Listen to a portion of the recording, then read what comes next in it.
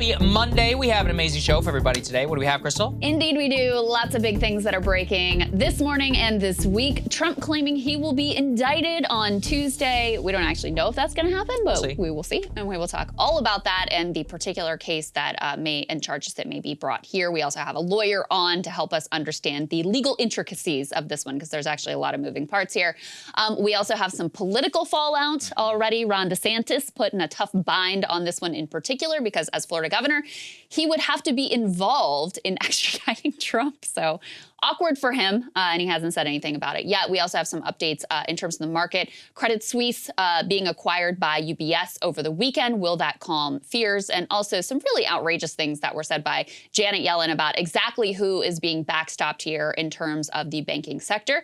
Also huge news internationally this morning as Putin and Xi are set to meet. This comes amid a report that the U.S. is opposed to any potential Chinese brokered ceasefire in this conflict. Kind of an outrageous stance there. And we're also looking back at 20 years later after the launch of the Iraq War.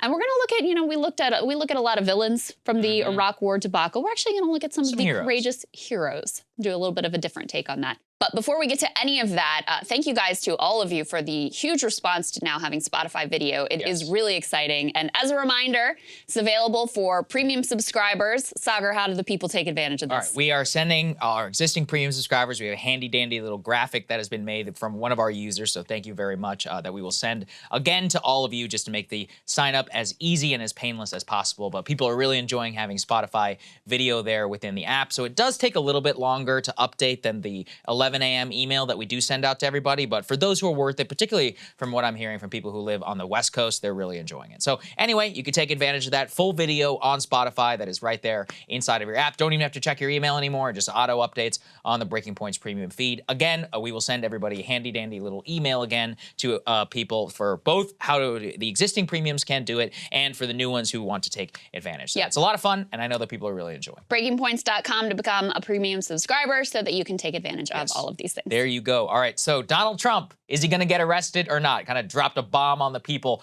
over the weekend. Yes, but he does. It does really...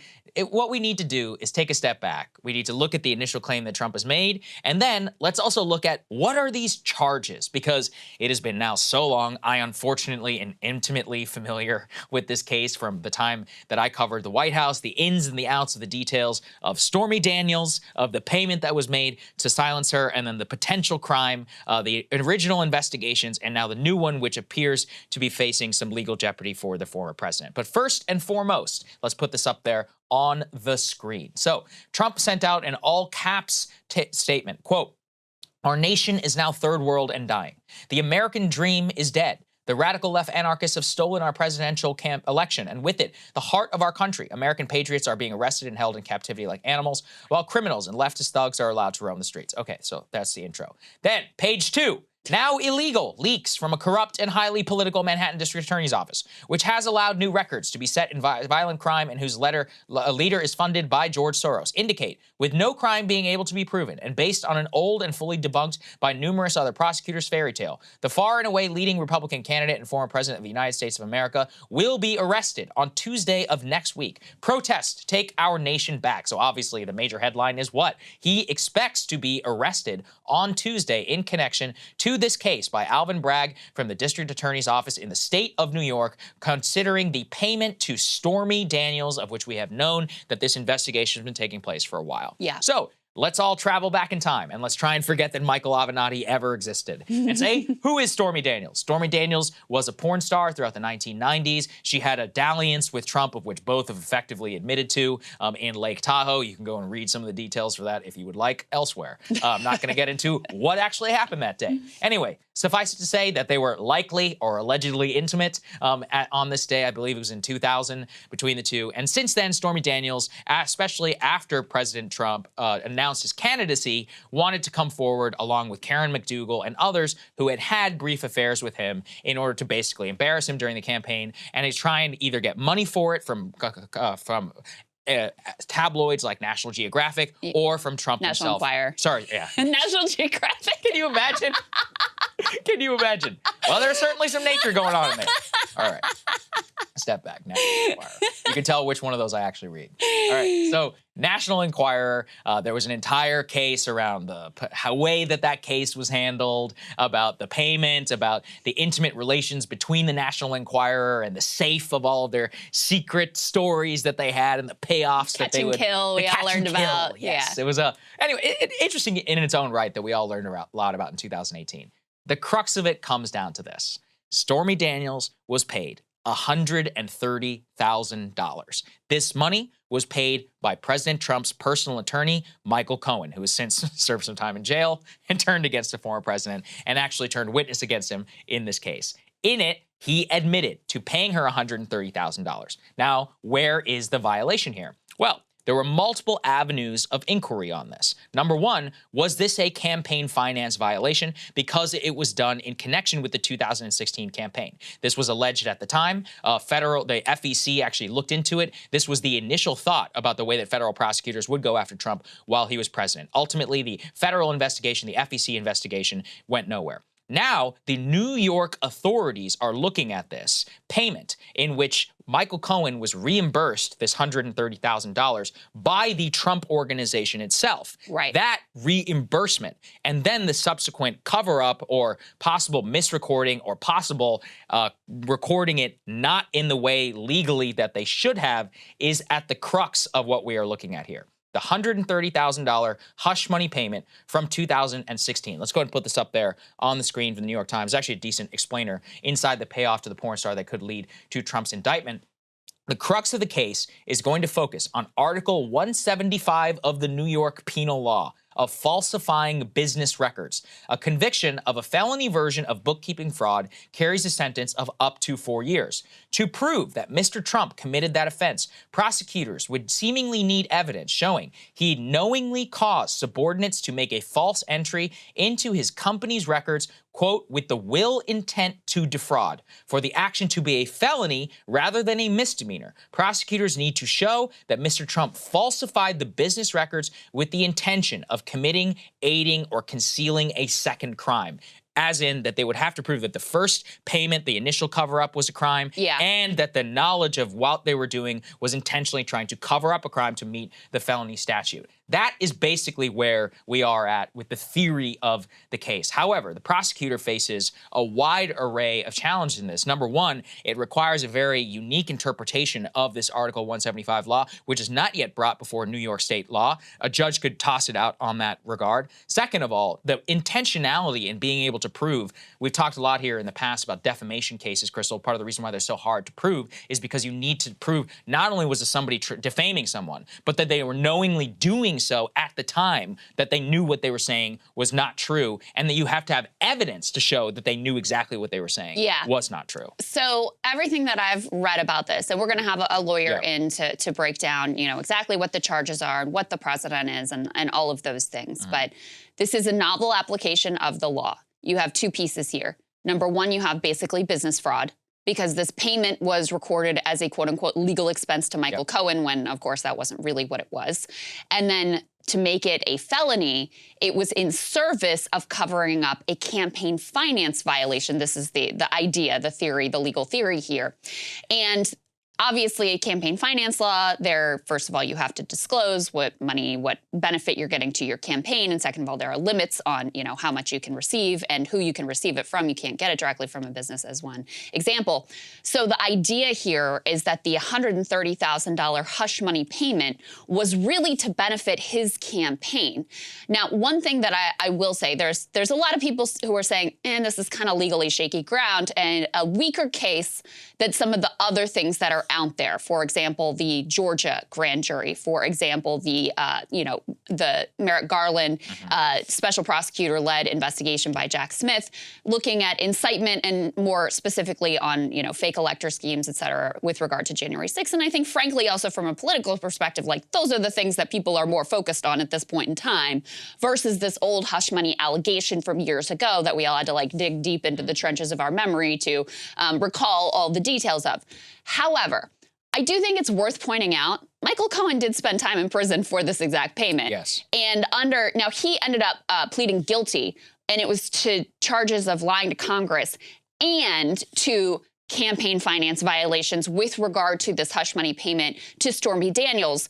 So it's not like it's crazy to imagine that, you know, this payment was, of course, in service of his campaign, and he did plead guilty to those charges and spend time in prison. And, you know, I'm not one to give Michael Cohen like a ton of credit, but he did make a reasonable point, which is all the people are freaking out or like, oh, this is political, et cetera, et cetera. He's like, where were you all when I was being prosecuted for the same shit? Nobody raised a single voice of protest from the right about him being found guilty of the same thing. Right. Part of the problem, though, is that one of the charges that brought Michael Cohen down was actually perjury. So he actually lied under oath. So that was part of the issue, right? Is that actually was about the subsequent cover of the crime and not the initial payment itself. This is going to focus. Well, it was both. Right. It was lying to Congress and it was the campaign finance violation. Right. So and that's actually part of the problem, though, is that was a federal charge, the campaign finance charge. That is not the charge actually being brought here. What would be brought here if an indictment were to come? It would be a bookkeeping case. And actually, there is some discussion about which supersedes which, and the fact that the feds decided not specifically to prosecute Trump for this payment on a campaign finance violation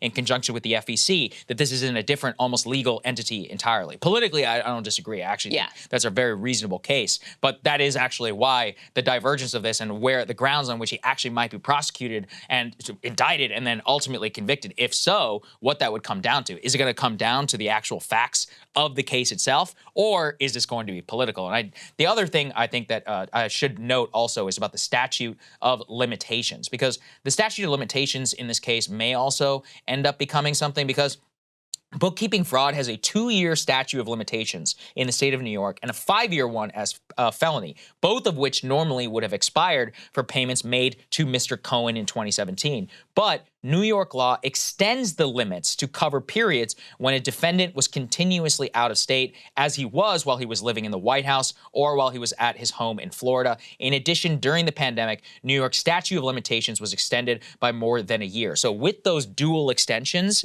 we are at the expiry limit, which is exactly why they're making the determination specifically on this case at this time. I mean, politically, let's zoom out too, because let's also be real. Like, nothing ever is actually done in terms of the law. Like, clearly there's political motivation on all this. Many of these people actually ran on convicting Trump, both from Letitia James to Mr. Bragg and definitely others. Did. And exactly. I mean, literally ran on. He's like, I'm going to put, New York state law even was changed in order to help them. What was it? Release his tax returns. I think that's one of the only reasons we even have his tax returns. Anyway, these are all ridiculous fights from 2018 or so that have since passed. But within the memory bank and also within the current political calculus, of which we will talk quite a bit about in the Fallout section, I kind of agree with you, Krystal, which is that at the end of the day, if this is the first one that you're going to bring, it really does seem to me one of those where, on the merits, this does not seem like a very difficult case for Trump actually to beat on the merits in court, especially on bookkeeping. Also with the novel interpretation of the law, the fact that nobody's ever been prosecuted like this, you can make a pretty clear case also in the media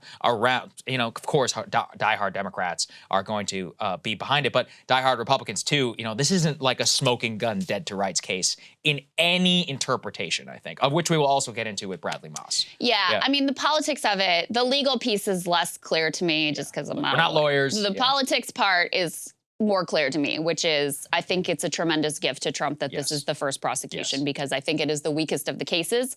I think it's the case that people care the least about. It matters the least. And so, I mean, listen, when I look at it, I'm sort of two minds. On the one hand, novel application of the law, et cetera. On the other hand, like if you or I did some rigged hush money payment in service of a campaign, we would get popped for it. So, I'm sort of two minds there. But in terms of the politics of it is, I think, pretty clear. And we'll get into this more, but you already see Republicans swarming to his defense. I think it also will take, if there are indictments in some of the other cases, which seems fairly likely, there's no time like the first time.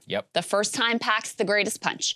And this happens to be the case that he has the most to work with in terms of spinning a public narrative, which you already see him aggressively doing. And so I think it can also take some of the sting out of later charges that might be filed in some of the more clear-cut and frankly more serious cases that he may be implicated in. So, that's kind of how I see this. I think it's very fortunate for him. I don't think it will certainly hurt him at all in the Republican primary. I think it may well help him in the Republican primary. And I don't know that it has an impact really on him, even for a general election. The other piece here is, he says because of leaks, we know I'm going to be indicted on Tuesday. Obviously, I'm paraphrasing what he said in his own very Trump-like way, with a lot of misspellings, et cetera. We don't actually know that he is going to be indicted on Tuesday. In fact, it doesn't really look like he is going to be indicted on Tuesday. There's new reporting that there's some other witness they want to testify in front of the grand jury, which may push the timeline out a bit. I think he's referring to, there was a report, I believe, with NBC News saying he could be indicted as soon as early as this week. That doesn't mean a guarantee that it's going to be this week. It just means this is kind of coming to a close and it's going to happen soon. His own aide said that it's not like he had been given a heads up, hey, this is coming Tuesday. So it's not at all clear that this is happening Tuesday. And if anything, I would say it's probably not happening tomorrow. It's probably, maybe a week away, maybe a little more than that. Right. Who knows? In old Trumpian parlance, we'll see what happens. Yes. We've got a great guest standing by, Bradley Moss. Let's get to it. Joining us now is national security lawyer Brad Moss. Welcome back to the show, Brad. Appreciate it. Absolutely. How you guys doing? We're great. So, Brad, give us your breakdown of, you've been following these cases in and out for a number of years. That's how we got to know each other. Your initial read of the potential Alvin Bragg indictment of former President Trump. Sure. So I'm a little surprised this one's coming first. I was almost convinced the Fulton County one was going to be happening weeks ago. Fani Willis has clearly got some stuff that she's working through, and that's fine. But for the New York case, look, we all remember this story. It came out a bunch of years ago. It was this whole thing about how he paid off Stormy Daniels in the final days of the 2016 campaign, covered it up through payments through the lawyer, and then later on, his lawyer went to jail over it. It's a very interesting case because there's going to be some untested elements to it. There's going to be the issue of statute of limitations. Normally, we'd be long past that, but New York has a particular provision that allows the government to toll or extend the statute when someone has relocated continuously outside the state. Donald Trump did that. He lived in D.C. and then he moved to Florida. There's going to be the issues of venue. He's going to say, everybody in Manhattan hates me. He's going to say, I can't get a fair trial here. Yeah, that'll be a nice argument. But if it didn't work for the January 6ers in D.C., I don't really think it's going to work for a lifelong New Yorker getting tried in Manhattan. And then there's the last part is he's going to claim that this is being overcharged, that it should just be a misdemeanor of anything on falsification of business records, that the state, campaign finance issue has never been tested. And that's true. It's never been tested. But every crime that's been prosecuted under a particular statute at one time or another had never been tested. This will be the first if this is in fact what happens. Let me push you on that part a little bit. David French, certainly, who's now a New York Times columnist, certainly no fan of the former president. He's out with a piece that questions exactly that aspect here. In his tweet about his new op-ed, he writes, untested legal theories should not be used to prosecute anyone, including and perhaps especially former presidents. I added that perhaps especially for those who are just listening. What do you think of that particular argument, Brad? Oh, like I said, one, there's always going to be a first for every case, a first for every type of criminal prosecution that's happened. Originally, there was always a first time for all of them. But here's the part that I really dislike about some of those comments, and I've seen the ones from David French and others. They keep referring to Donald Trump like he's special because he's a former president. He's not a president anymore. He's a simple private citizen. He is not special. He's no different than you or me or anyone else who's an ordinary private citizen at the moment. If he becomes president, he has all kinds of protections then. But until that time, he's just an ordinary, average American citizen subject to criminal laws like everybody else. So, Brad, one discussion here is about that you alluded to is that when you're a private citizen versus president, some of the treatment does actually change. So some reporting has indicated one of the reasons that Trump does want to be president again, for a variety of reasons, is actually he would receive legal protection. Can you go into some of the analysis on that? I know that you covered it quite a bit at the time. What legal protection does a current president actually have while he is in office, especially as it would relate to such crimes like this, and perhaps even the Fulton County one? Sure. So it's nothing written in law. It's nothing written in regulation. It's a Department of Justice policy that the Justice Department, at least, would not indict a sitting president. Not because they couldn't, but because of the constitutional ramifications, the disruption it would have to the chief executive's abilities to perform his duties. They said, we won't do it. That dates back to Nixon. It was that guidance was updated during Clinton's time, and it's never been changed. That's one of the reasons Mueller didn't do anything with respect to the obstruction angles that he thought he could have pursued, because he felt he did not have the authority to bring an indictment of a sitting president. If it was up to anybody, it was potentially up to the attorney general or Congress to impeach. So if Trump gets reelected, he'll have protection from whatever's going on with the special counsel probe, any other, federal investigations. But it's completely unclear what that would mean for Fulton County and what that would mean for Manhattan, because obviously neither of them report to the Justice Department. Those are local state entities, and there's no precedent. There's no case law to look back at to say, here's how it would work. We don't know, because former presidents generally don't get prosecuted because they don't do this. Yeah. Got it. Let me ask you about another piece that people have been questioning. Some analogies have been made to the John Edwards prosecution. There was kind of a similar dynamic. He had a mistress. I believe it was campaign funds that were used in a sort of similar cover-up type of a fashion. Let's put this up on the screen. This was an analysis from Jonathan Turley that was written in The Hill. He says it is extremely difficult to show that paying money to cover up an embarrassing affair was done for election purposes, as opposed to an array of obvious other reasons, from protecting a celebrity's reputation to preserving a marriage. That was demonstrated by the failed federal prosecution of former presidential candidate John Edwards on a much stronger charge of using campaign funds to cover up an affair. So basically what he's saying here is, they would have to show, in order for this to be a felony, is my understanding, you can correct me if I'm wrong, I'm not a lawyer, far from it. But for this to be a felony charge, they have to basically show that the business fraud was in service of covering up this campaign finance violation. And to show that, you have to prove that this $130,000 was really about the campaign and not about, protecting his reputation or preserving his marriage or whatever else they're going to argue in court. Sure. And that's a fair comparison for Turley and others to make. And I'm sure that's something that's going to be brought up in pretrial motions by the Trump legal team, saying that this is, there's no basis for this. It's not, relevant as a matter of law. But here's things to remember. One, that was a federal case dealing with federal campaign finance laws. This is going to be a state case based off New York state law. So they're not directly comparable. Two, with Edwards, it was a mistrial. They could have retried it. They had reasons not to do so, and understandably they did not, but they could have retried that case. Three, that was use of campaign funds in the Edwards case. This is use of private funds in the days before the election through a third party. It's unclear, and I'll give this, Alvin Bragg's got his work cut out for him if he brings this indictment, but it's unclear if the Edwards case would really have played out differently if it had based on New York state law. We just know. Right. That's a great point. And then finally, really, about the talk of state versus federal. Initially, federal prosecutors, while Trump was president, from the FEC and others, decided to go after Michael Cohen on this, but decided ultimately not to go after Trump. Will that factor in any way into the state case? And is that an argument that the Trump lawyers can make? It's certainly something they can raise in the context of, selective prosecution and things along those lines for a pretrial motion. But here's also to remember. When the case against Michael Cohen was originally brought, Donald Trump was president. The Southern District of New York could not bring a case against Donald Trump. They had no authority to do so under that existing DOJ guidance. The only thing that could have happened is they could have theoretically brought a case once Trump left office in 2021. We don't know for certain why they didn't do it.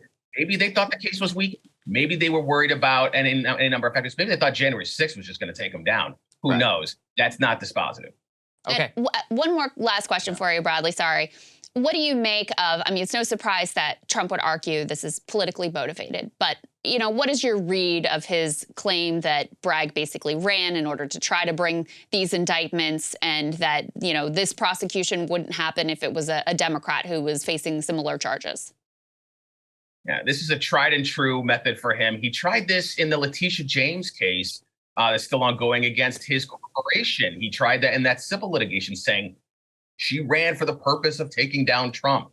The judge rejected the argument. And here's the best part for people like Alvin Bragg. They have a Supreme Court precedent they can point to in the context of, no matter what I said on the campaign trail, it doesn't matter if I can point once I'm in office to a legitimate independent reason for having pursued this. It's a case involving Donald Trump and the original Muslim travel ban. That was how the government managed to get the third version of that travel ban through the Supreme Court, was by saying, we don't care what Trump said on the trail. All that mattered to us was what we did once he was in office and how we based it in facts once he was in office. And the Supreme Court went along with that. Gotcha. So from a political talking point, it may have some legs, but from a legal standpoint, perhaps not. Yep. I don't think so, no. Got it. Well, Brad, that's why we appreciate it. I know you've got your view, but you are fair in your judgment. You always have been, and we'll continue to have you back on the show. Yeah, we appreciate it, man. Anytime. Okay, now that we've gone into the details of said case, we've talked with Brad a little bit about the actual legal mechanisms, both federal and state, the way that this could all go down. Let's get to the politics, of which we alluded to a little bit in our previous A block. Let's go ahead and put this up there on the screen. A major fight is now currently brewing on if New York State prosecutors do issue an indictment towards Trump is what will Ron DeSantis do? Will he honor the extradition request of the state of New York? Will Trump willingly turn himself over in New York City? And will DeSantis come forward and denounce the political prosecution of Donald Trump? So here's what we have here. Send the Florida National Guard to Mar-a-Lago. MAGA is demanding that DeSantis defy any Trump arrest by force. You have Jason Miller asking why potential presidential candidate Ron DeSantis has yet to weigh in on the claim on Truth Social that he's being arrested. But many more are saying, what exactly is he going to do?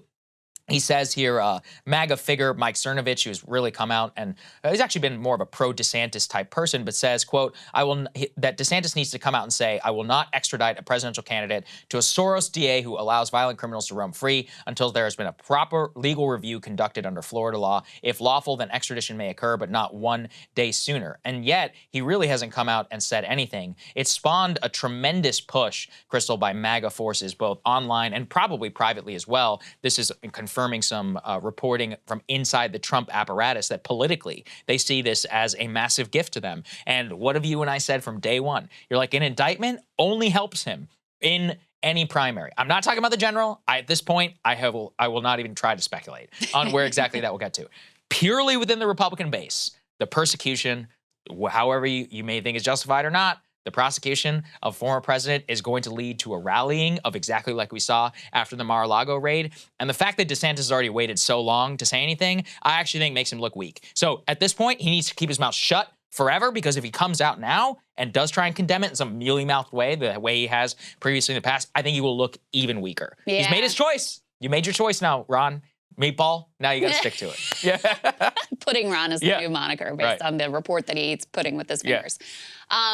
This is quite a pickle that he's in, because not only, I mean, even if he wasn't the governor of the state that technically has to extradite Trump for this indictment, just being a presidential contender, like they're all under a lot of pressure to say something or not say something or whatever. A couple of them have come out really forcefully. Others of them are just keeping quiet, Nikki Haley among them. So even if it was just that landscape, it would be difficult, but it is, I mean, I can't help but laugh at what a bind he's in, because he actually has to be involved in the mechanics of extraditing Trump from his state. So even if he says nothing, like, they're not going to forgive him for being involved in this. And in their words, you know, collaborating with this radical leftist, George Soros funded, whatever.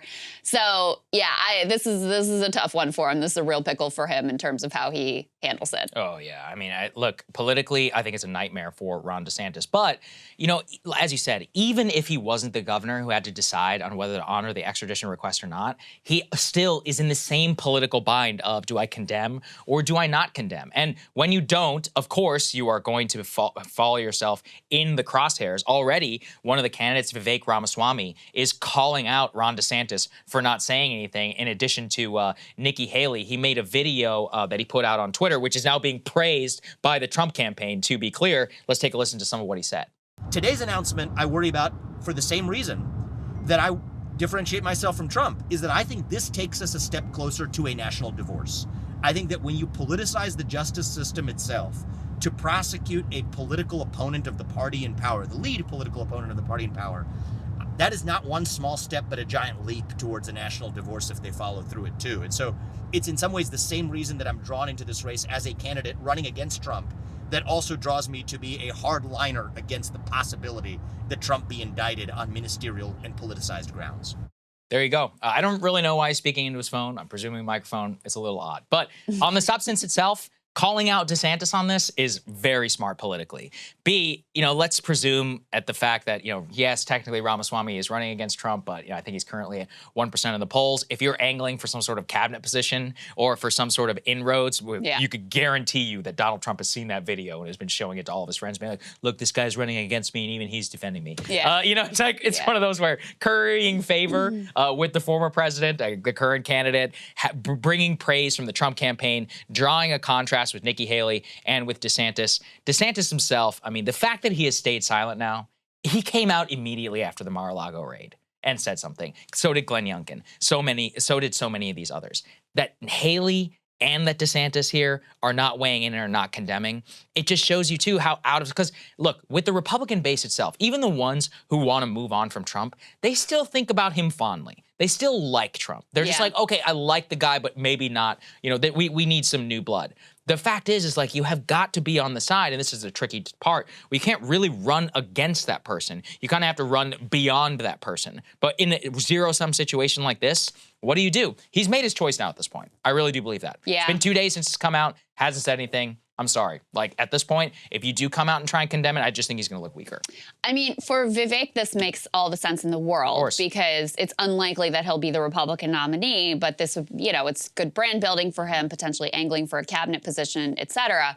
But his video also shows how there are no good answers for Republican contenders against Trump in terms of this indictment or any of the other ones, because if you say nothing, you're going to get hit. And certainly if you're the governor who's charged with extraditing him, that's a very difficult position to be in. So, not defending him, you're going to take a hit.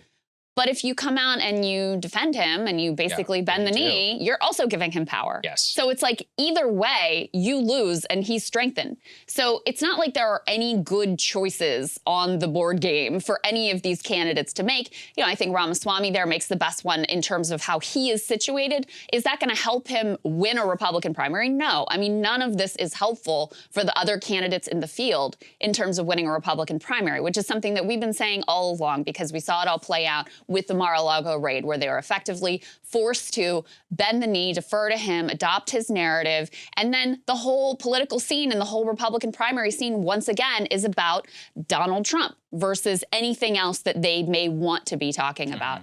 I think Nikki Haley is making a poor decision here, too, by staying quiet. I don't really understand that calculation because probably, even though neither move is a good move, the best thing you can do is at least say something tepidly, like, critical of it and try to move forward with your campaign. But yeah, it only helps Trump. Especially this particular prosecution, the January 6th stuff would be harder for Mike Pence to navigate. Much harder, I agree. And I think some of the other candidates, too, would have a harder time navigating that one.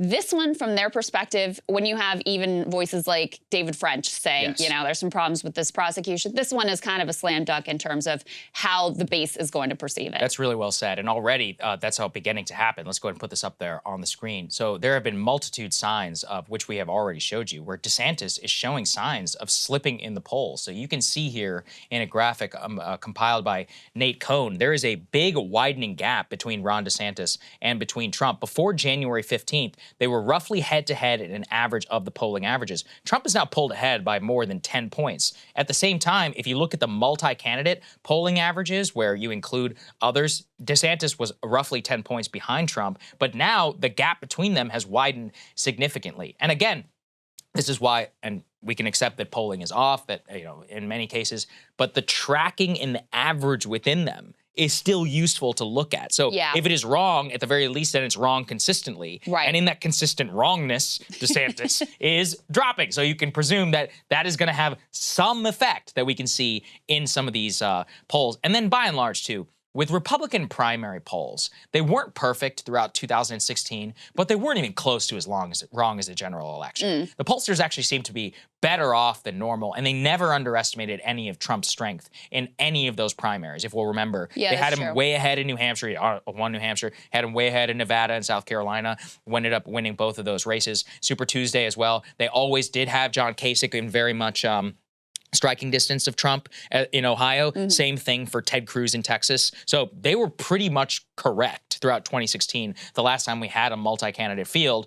going to generally presume that if you were right last time, that you could use the relatively same methodology around. I mean, the thing with these polls is in the Republican primary, they have been wildly divergent. Some of them have showed DeSantis a little up or close. Some of them have shown like a total Trump blowout. The state polls have looked different than the national polls. So there has been a lot of variability between them.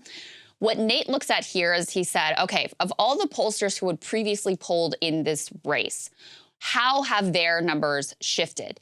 And there were about 12 polls that had been done previously where they were doing, you know, a new round, a new updated version of them. And in every single one of those 12 polls, Trump was taking a larger lead.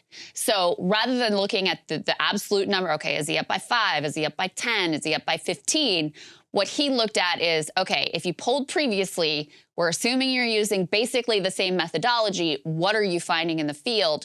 And every single one of them found that Trump was taking a larger lead and that DeSantis had kind of fallen off. And so I think it really demonstrates the perils of the strategy that he's engaged in. You know, for a while, I think it made sense for him to do his thing in Florida and be above the fray and not get into it. But now that Trump has fully joined the fight, and this shows with the indictment situation as well, the more that you're staying quiet reads as weakness. And the more that Trump is able to completely define you, define what you're about, define the narrative of this primary, define the issues that he wants people to focus on and things that he wants people to care about.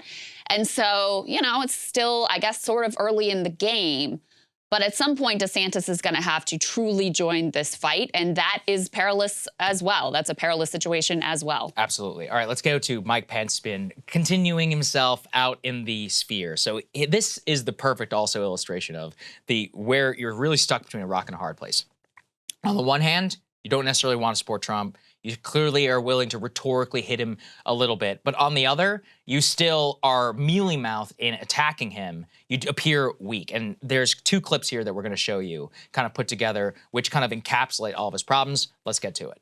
I mean, he's effectively justifying or excusing the actions of people who were calling for you to be hanged. There was no excuse for the violence that took place at the Capitol on January 6th.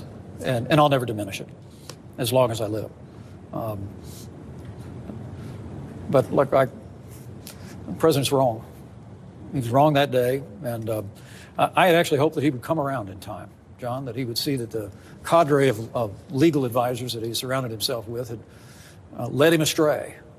But he hasn't done so, and I think it's one of the reasons why the country just wants a fresh start. If that standard bearer is the former president, if he is the nominee, would you support him?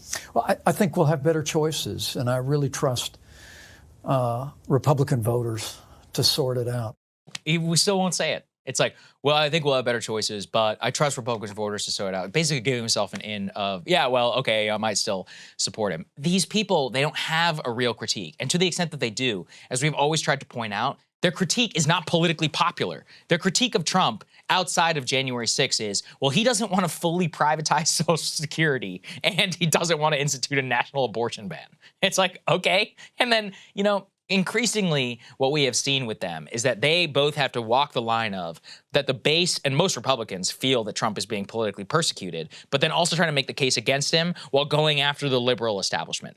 The whole point of being a Republican today, really, I really think, is just whoever can piss off the liberal establishment more. Trump is the king of that. Yeah. To the extent that DeSantis is number 2, it's because he is not the second in the country who is also good at that. He's the prince of it, if you will. But being prince doesn't make you the king. Doesn't make you king.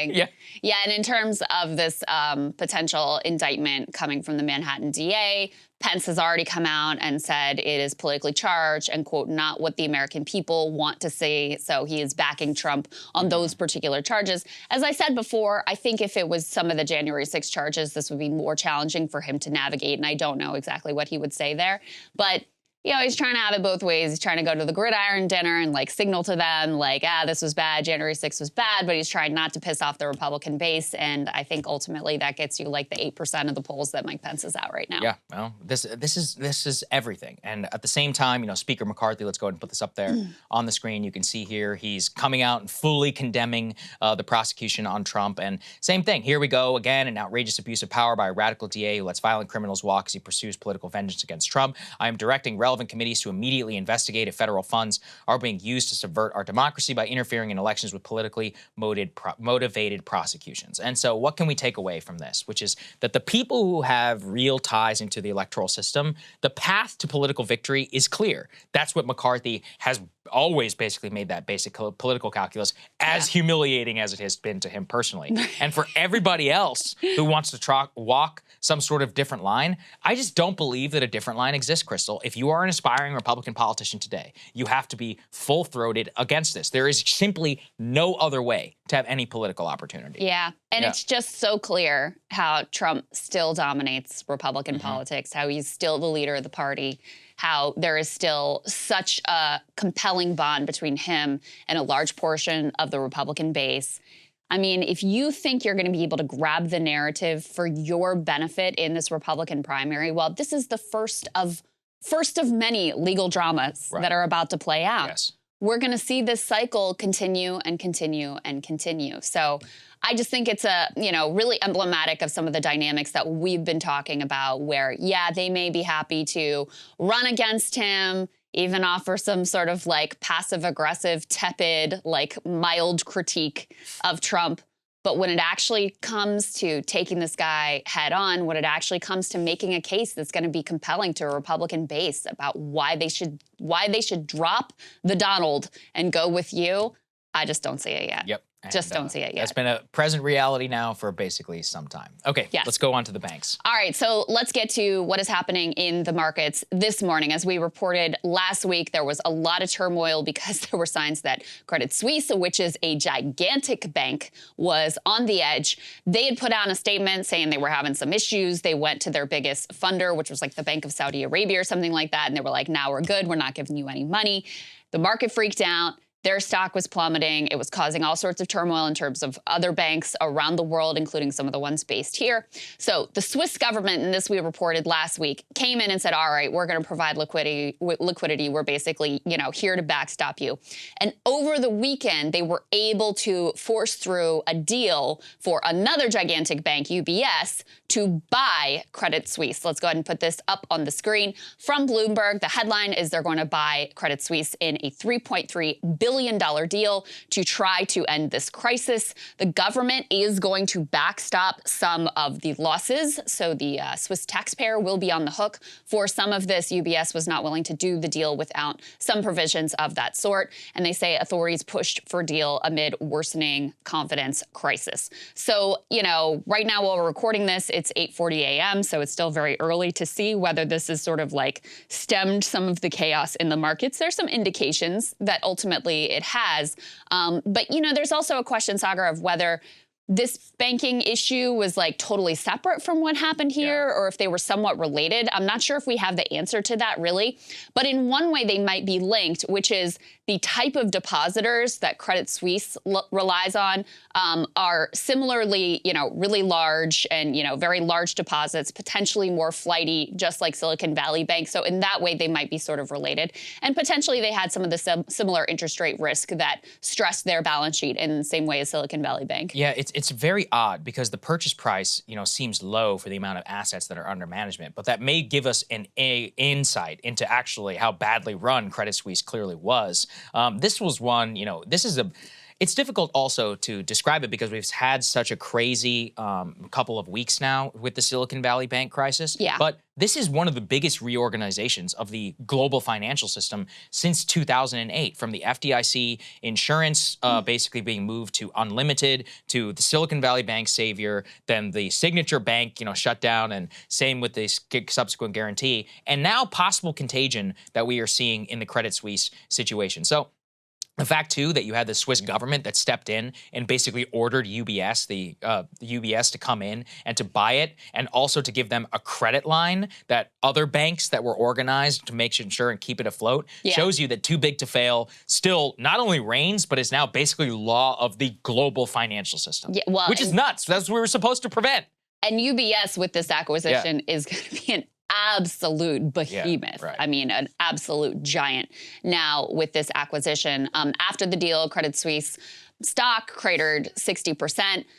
So that's kind of where we are. You can see the different approach that regulators took. I mean, in terms of Credit Suisse, they tried to do a bailout just for this one bank with the idea being, okay, this isn't about anybody else. This is just like sort of unique to Credit Suisse, which we talked about last week. They've had all sorts of scandals and issues anyway. So I think that makes sense.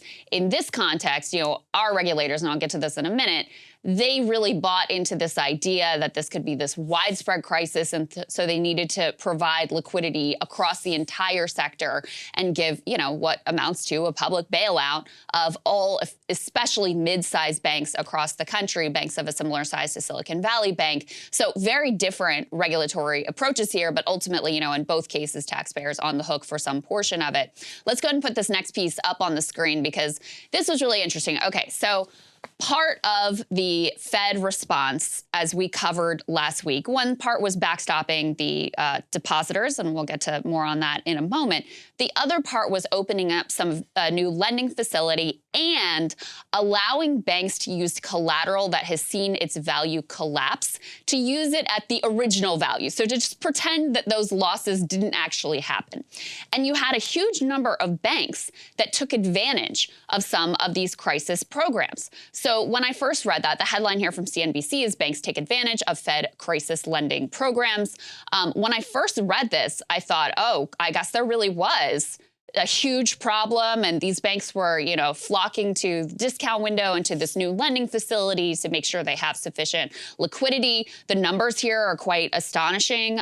Borrowing totaled nearly $153 billion at the Fed discount window. I believe that was a record over that period of time, and a huge spike in terms of, what had been going on there previously.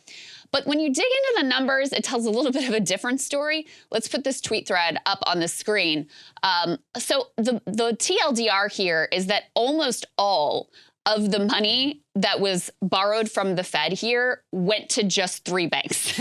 So most of it was out west. You can see in the first chart, the overwhelming preponderance of the borrowing from the Fed came from the San Francisco region, and then a smaller portion from New York. And basically that's it. None of the other regions saw any borrowing really whatsoever.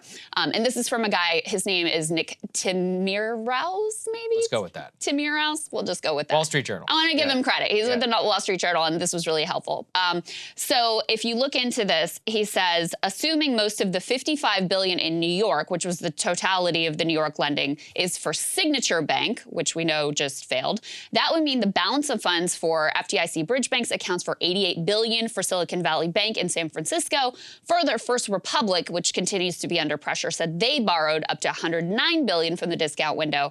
That suggests as much as $197 billion of the $233 billion in San Francisco went to 2 institutions. It also suggests there may not have been large demands from many banks across the other 10 Fed districts in the Midwest and Eastern U.S. So again, the overwhelming preponderance of this money, the bulk of this money, went to just 3 banks, which in my opinion kind of undermines the view that this was like a widespread, immediate crisis where there were a whole bunch of banks, hundreds of banks, some people had posited across the country that really needed to shore up their balance sheets. That's what Nick's point was. He said, if you look at this, it's very clear who needed money and who didn't. The contagion piece, I mean, look, we will never know at the end of the day, right? Maybe it would look crazier today than it would have at that time. But clearly, after, and the pretext through which it was done, and then the extraordinary action was the idea that this was going to backstop the entire banking system. And in reality, that's simply not the case here in the U.S. That's just not what the Fed discount window borrowing shows us. It looks like you have troubled financial institutions, both of which who idiotically managed their bank balance sheets on top of flighty customers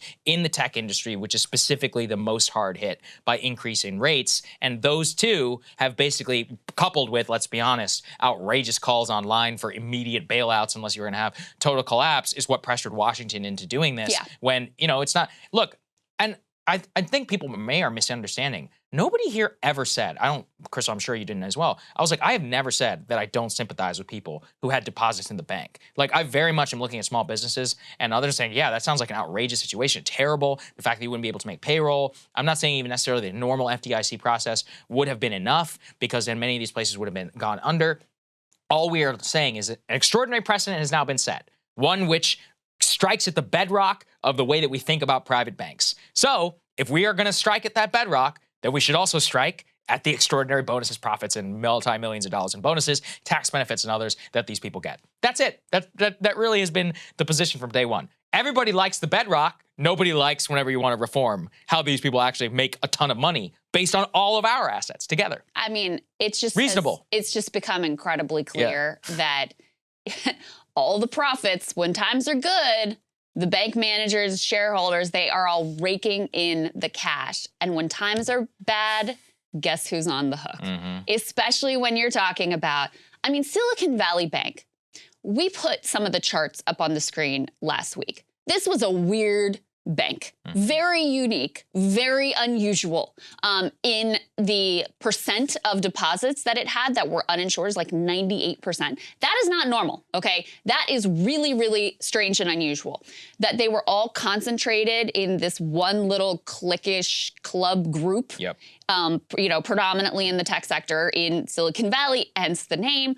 There were a lot of things, and then, of course, their decision they were warned by regulators, they were warned by also their own employees that were like, this risk management looks really bad. We have tons of interest rate risk here because of how our balance sheet is overwhelmingly held in these, long-term treasuries that are losing value by the day. They were warned about that, and they thought that they could basically ride it out. So this was a whole strange confluence of unusual circumstances that would not be reflected in many, if any, other banks nationwide. You had Signature, which they were taking huge hit because they were, had really courted a lot of people who were involved in crypto. And when crypto lost its ass, then guess what? Signature was in a really bad place too. And this other bank, First Republic, that still continues to struggle and is losing value. Stock market is, stock value is falling and still struggling, et cetera. And they're the ones who are like borrowing like crazy at the Fed discount window. They also had a similar tech-heavy, wealthy tech-heavy clientele and a vast amount of uninsured deposits. So these are really unique, unusual circumstances. So it does not surprise me at all to look at the Fed lending and find out that, it's basically these three banks and that's it. Now, there are also questions because it's very clear that there was a lot of market, investor freak out last week in terms of the stock market, which may continue into today. We'll find out.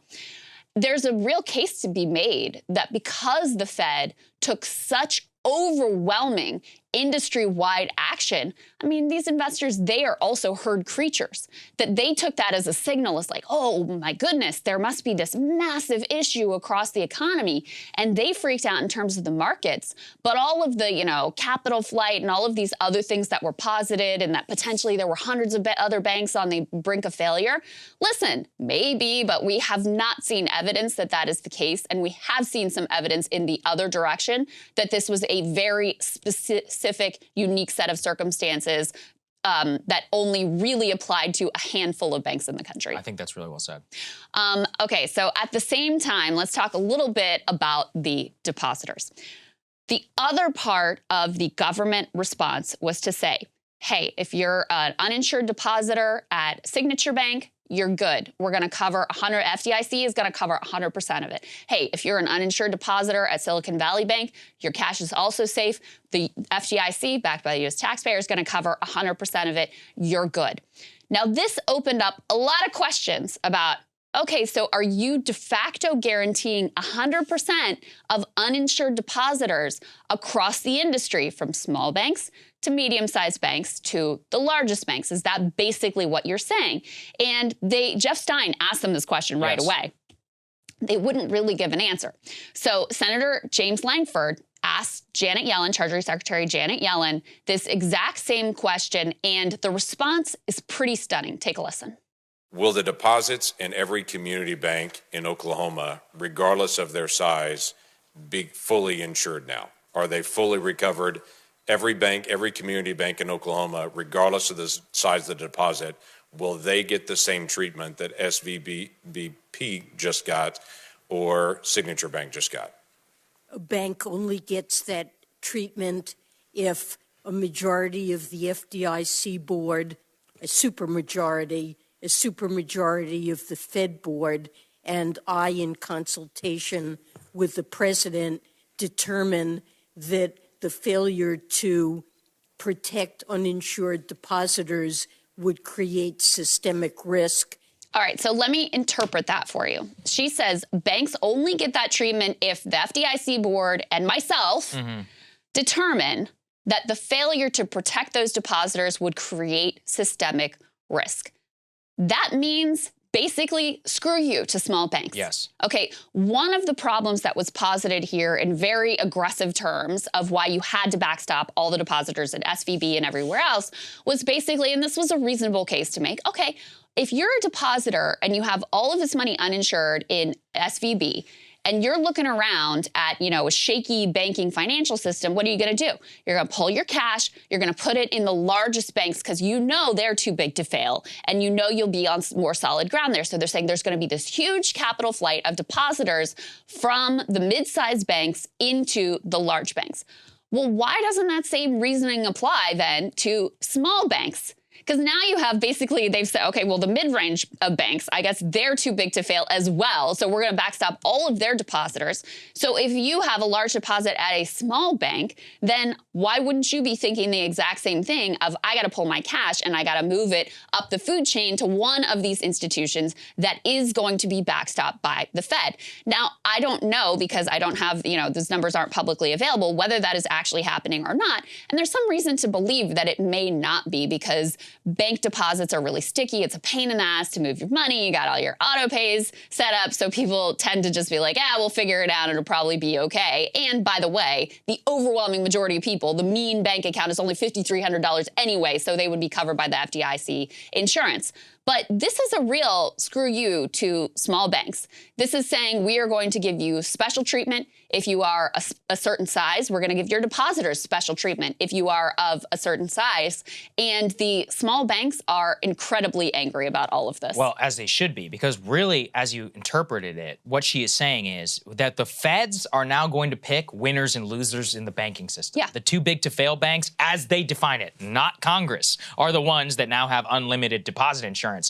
Credit union, like he's saying, of Tulsa, you're screwed. Sorry, you're not systemically risk. And here's the other one. Who are the people most likely to use those small credit unions? Those are locals, small business owners. Actual small businesses. Farmers, like real small, Yeah. like I'm talking like you said, like a hardware store that's barely floating on a 2% profit that doesn't have margin. like a wealthy VC that could float them a bridge loan if they get into a cash They have crunch. 5 guys who work there, so they have 5 guys who work there. They're trying to make ends meet. Every once in a while, they have to go through their banking system, and relationship is purely built on a guy that they know there at the bank. If that bank goes down, that actually is devastating for the community. But it's not, quote, systemically risk for the entire global financial system. Ergo, it doesn't now qualify. So it's just simply not fair. This is giving the big guys the greatest gift they could ever have, which is the government saying our bank can literally never fail, when all of the smaller banks, what's their incentive now? Sell. You should just sell to, First Republic or any of these people, sell to PNC, sell to JP Morgan Chase,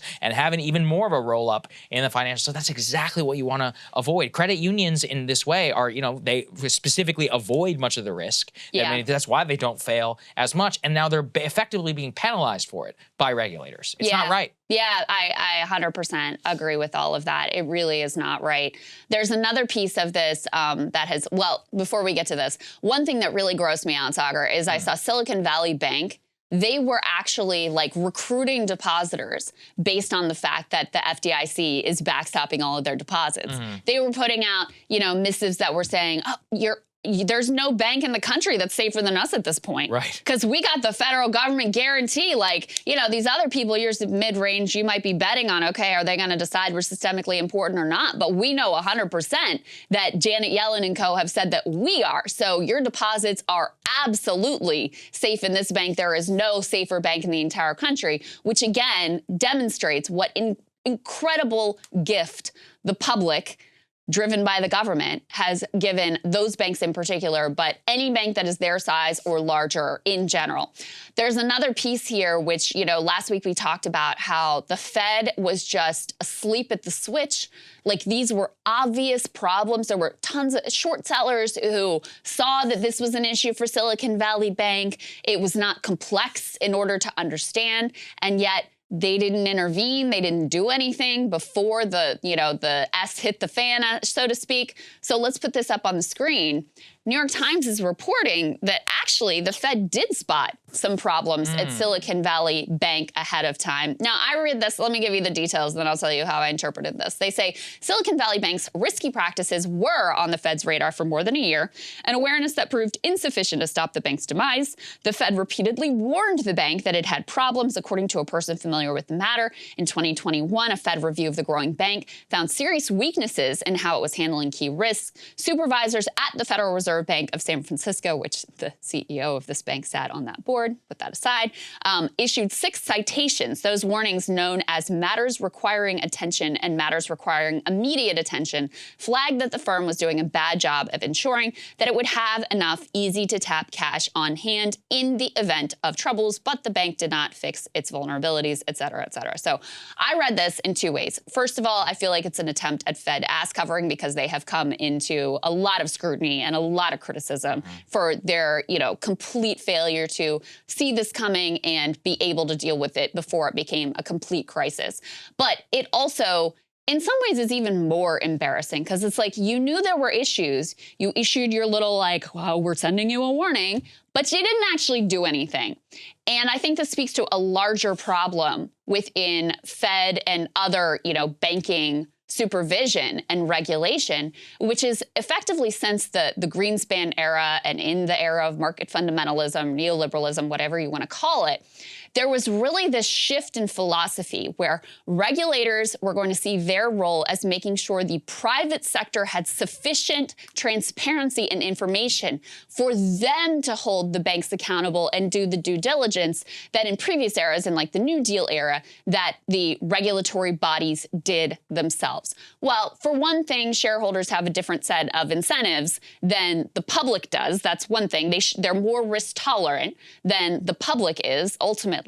But number two, the market is also not perfect, it turns out, and they can miss a lot of things as well. So the Fed taking that hands-off, laid-back approach, sent them their little notices, but didn't actually intervene or do anything to stem the crisis before it became one. Yeah, and the fascinating thing is, let's put this up there on the screen. I really enjoyed reading this, is that the crisis sparks a new battle between small and large banks. The Independent Community Bankers Association of America, which represents the nation's smallest banks, is now coming to Congress to make the case that they should not have to pay for the rescue of bank depositors and that the largest lenders instead deserve stricter oversight from regulators. The group entered in early Monday saying that Silicon Valley Bank and the nation's largest banks are not community banks, specifically pushing back against the idea that they are the ones who will now have to pay. The way that they would pay, as I've laid out before, is that the FDIC almost certainly, with this new guarantee, is going to raise the amount that all banks are going to have to pay into the FDIC system. Yeah. Something I'm totally fine with if you're JP Morgan Chase. But again, the likelihood is you almost certainly and I, the actual customers of said banks, will be the ones who bear the brunt. But these independent community banks are like, we don't want to pass these fees on to our customers because we're charging them on a fair system. We're not doing anything risky. Why should we have to pay for this? Pretty fair point, if you ask me. And instead, as Yellen laid out, I'm in the business of saving the big ones. The little guys and all that, you basically have no defense here. Yeah. You have no insurance. That's right. Yeah. So the little guys are going to help subsidize FDIC insurance to cover 100% of the deposits at mid-range and higher banks. They're like, how is this fair? This is insane, especially after Yellen came out and said directly, no, little guys, no, you're not part of this deal. Don't even think that you are. So, yeah, I can see why, and I think justifiably so, they are absolutely outraged by the state of affairs. And they should be. And so it'll be a brewing fight. And look, if Congress really did its job, we would have real hearings on this. We'd have a real investigation. Yeah. We'd have a full report that was delivered to us. New regulation. I just don't see any real path to that. So I really do feel for the little guys because their prices or their customer fees and FDIC fees, regulatory scrutiny, all that is going to go way up. And they didn't do anything. They did nothing to deserve it. Warren and Katie Porter are sort of leading the charge to try to pass, to re-regulate, because part of this story is obviously some of the rollback in regulation. Right. And so that would be important. But I have to say there's a whole philosophical shift that has to happen in terms of regulators who are not only way too cozy with industry, but have this, odious philosophy that says basically we're not really the regulators. It's actually the private, the shareholders who need to hold these banks to account. So there's a whole philosophical shift that needs to happen as well. Yep. All right, there's a lot of news with regard to Ukraine. Let's start with this piece. Go ahead and put this up on the screen. So what you're looking at here is Vladimir Putin driving a car around the occupied city of Mariupol. That, of course, Ukrainian city, was really devastated by the Russian attack.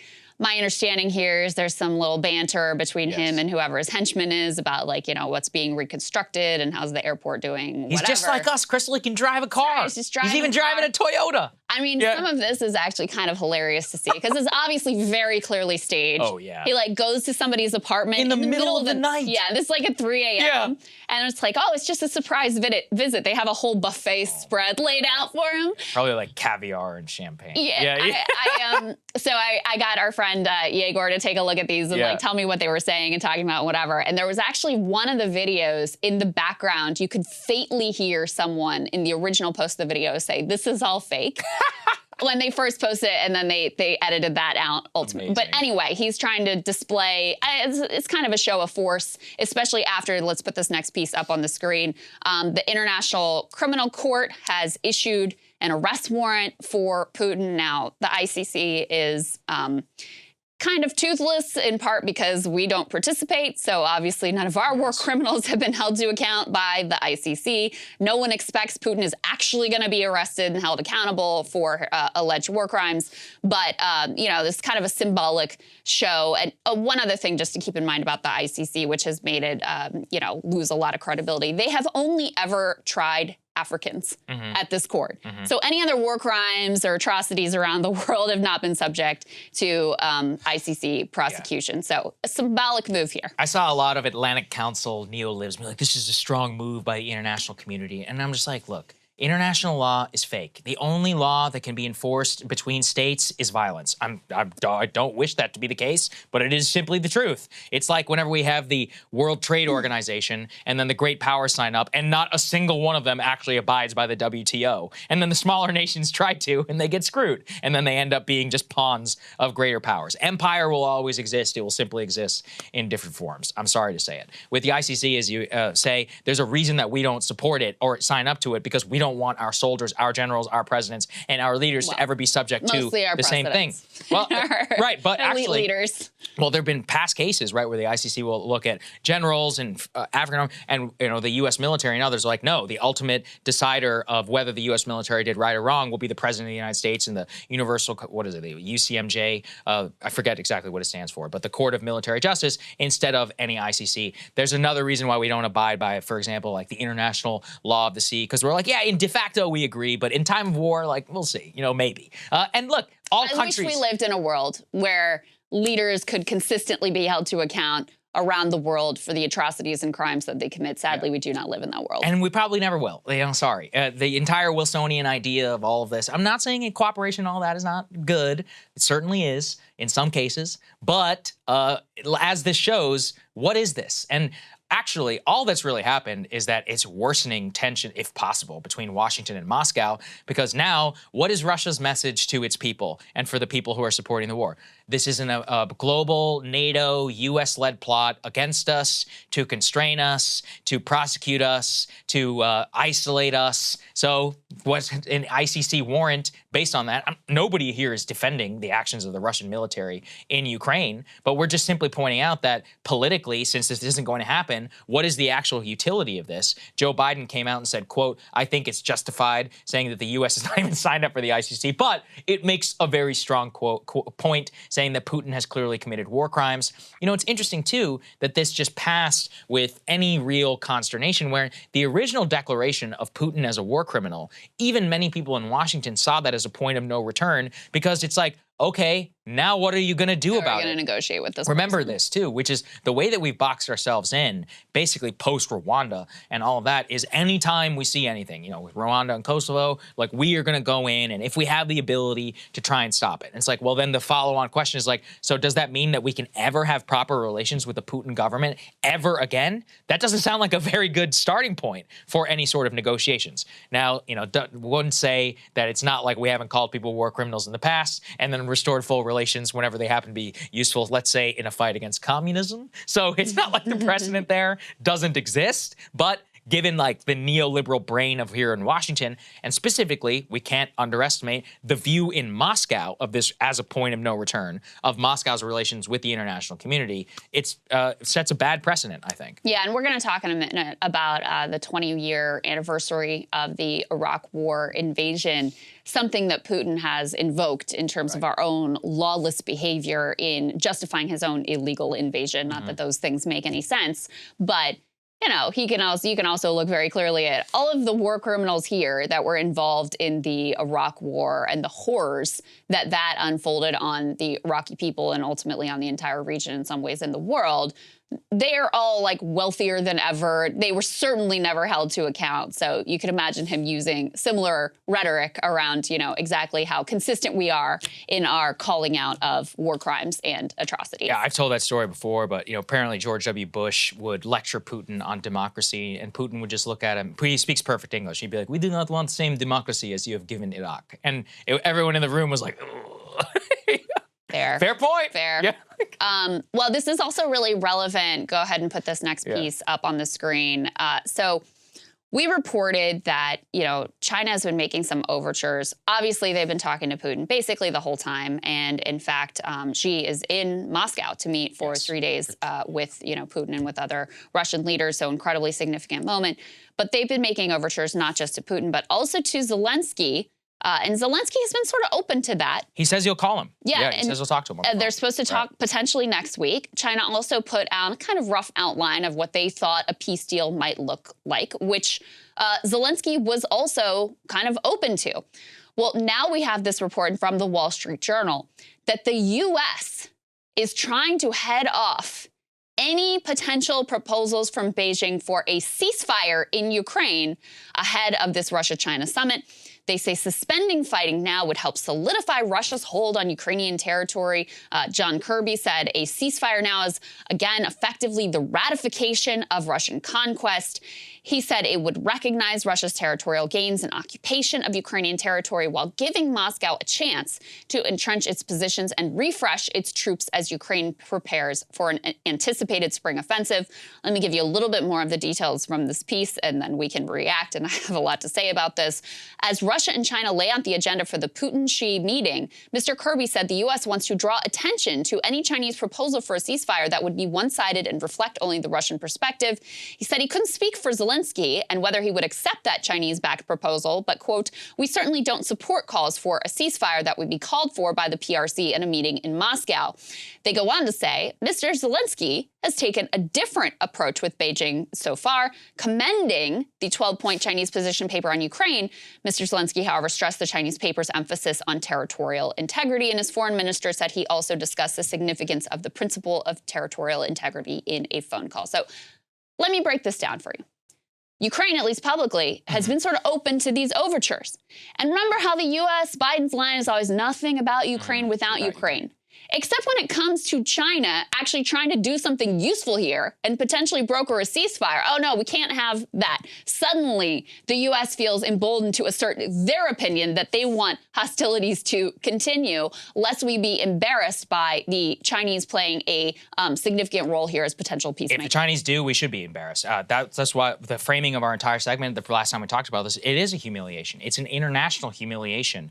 It also is the worst nightmare of the Nixonian strategy and the Kissingerian strategy of the 1970s, where we recognized, and look, the opening of China was a disaster for many reasons in the way that it was executed, but strategically it was a very smart idea. The idea was China is a behemoth, it will grow, inevitably it will become one of the largest powers in East Asia. A linking up between our adversary at the time, the Soviet Union, and China would be a geopolitical disaster for the United States. We should do everything in our power to exploit the rift between Moscow and to Beijing, to draw relations between those two, and to deny this power apparatus. That was the Kissingerian and Nixonian strategy. And it was fundamentally correct. Now, again, we executed it in a very wrong way in terms of total neoliberalization, in terms of trade, etc. There was a way, absolutely, I think, to go back in time and to do it differently. Now, we have actually forced the two powers together, where they are now on the part where defining territorial integrity through invasion is a benefit to both of them. China's case in its want to take over Taiwan, Putin's case in order to rescue former territory that was from the Soviet Union.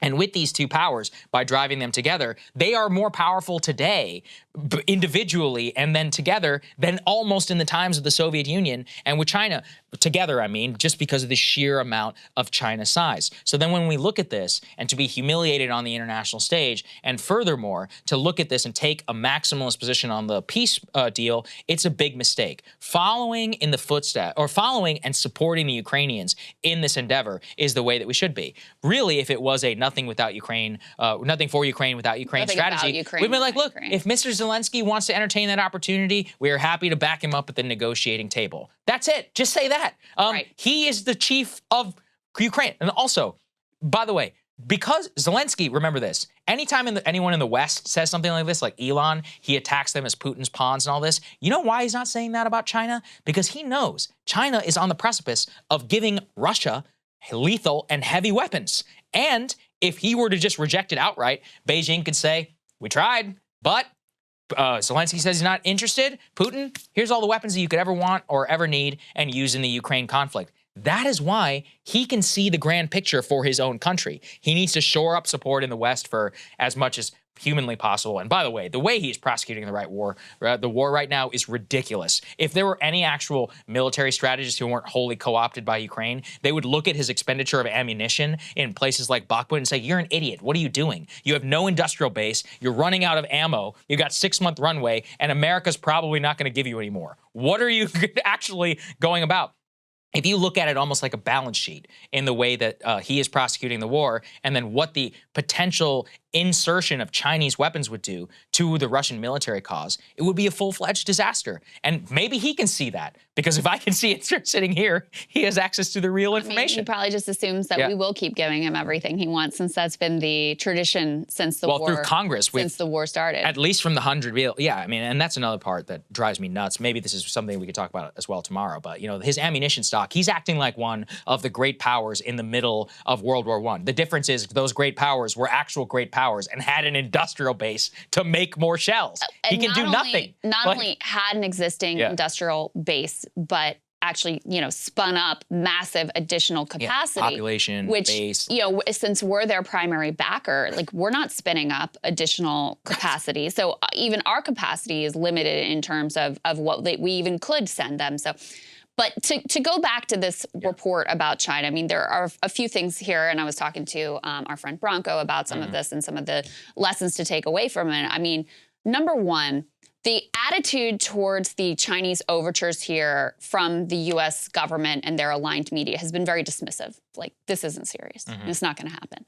Well, if it's not serious and it's not going to happen, why do you feel the need to come in over the top and say, absolutely no ceasefire, we're opposed to it? That's number one.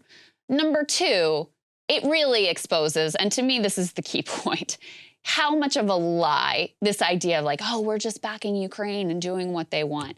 We are so involved. We are proxy combatants. And so it has always been the case. It's just they're actually showing it now when Zelensky has shown some public signs of wanting to actually entertain these overtures. And we are very much opposed to it because we basically don't want to be humiliated and may think that we have something to gain from this war indefinitely continuing at great expense to Ukrainian civilians and the Ukrainian economy and the world economy as well. So those pieces, I think, are really clear here. It's just like this whole farce of, oh, nothing about Ukraine without Ukraine has always been a lie. And then the other piece, zooming out from this particular conflict, China obviously just played deal maker in the Middle East as well. Trita Parsi has been warning about, since we get ourselves embroiled as combatants, co-combatants effectively in these various conflicts in the Middle East, of course he's referring to Yemen, it makes it so, of course, no one is going to listen to us as a peacemaker and a deal maker.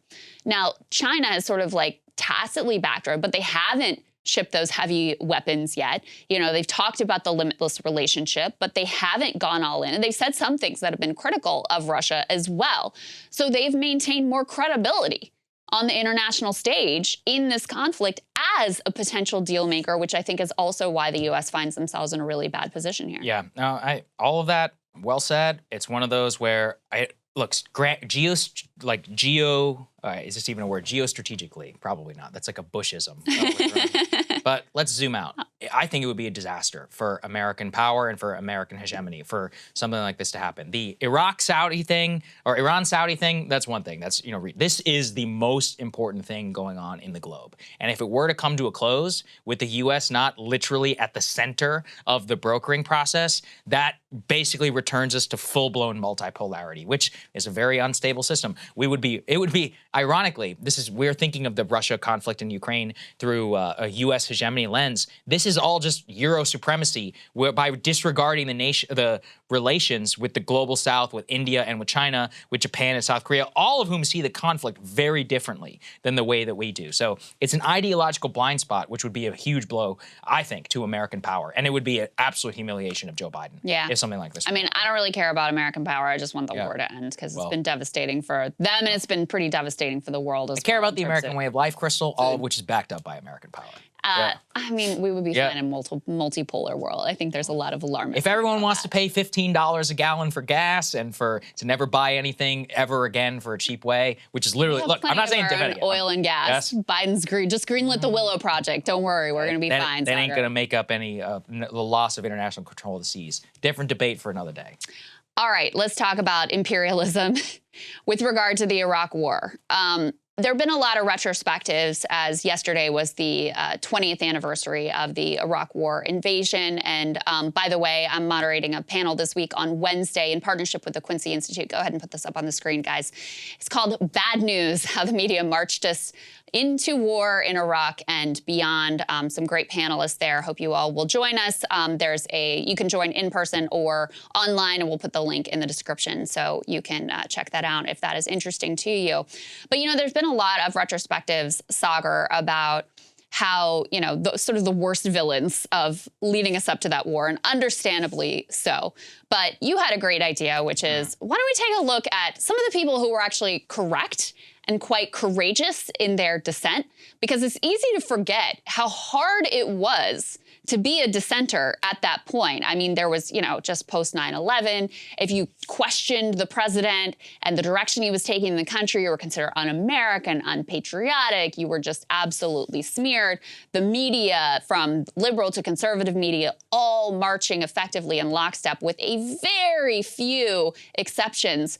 It was very difficult to be a dissenter at this time. So we wanted to take a look at a few of the people who, took brave stands in that era. Started with a couple of the politicians here, Bernie Sanders in particular, and Barbara Lee. Let's take a look at that. The fact of the matter is that our allies now in that region, Pakistan, Turkey, Egypt, those countries say, don't do it.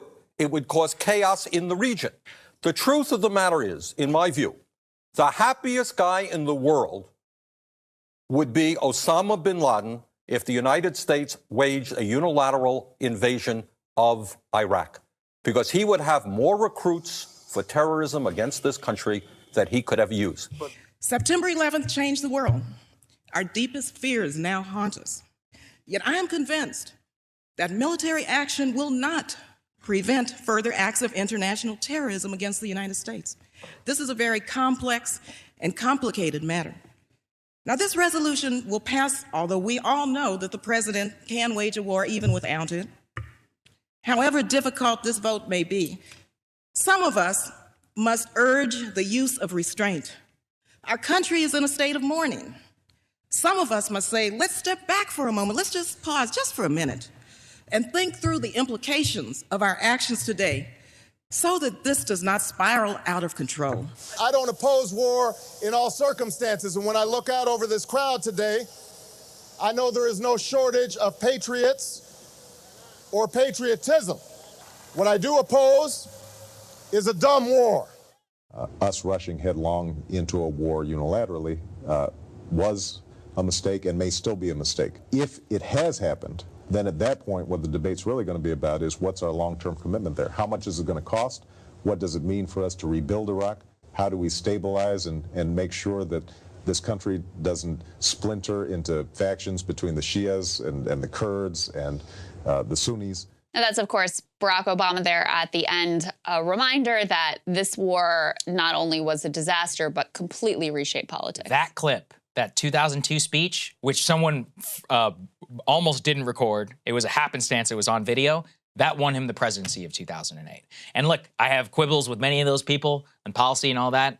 That was a heroic stance to take in 2002. And unfortunately, not enough people did it. Not enough people stood up to President Bush, to the unilateral monoculture that we were living in at the time, the O'Reillys and Fox, and leading us to that war in Iraq. But it wasn't just them. MSNBC joined with them, CNN as well. The entire establishment was fully bought into this war. It became in vogue years later to turn against it.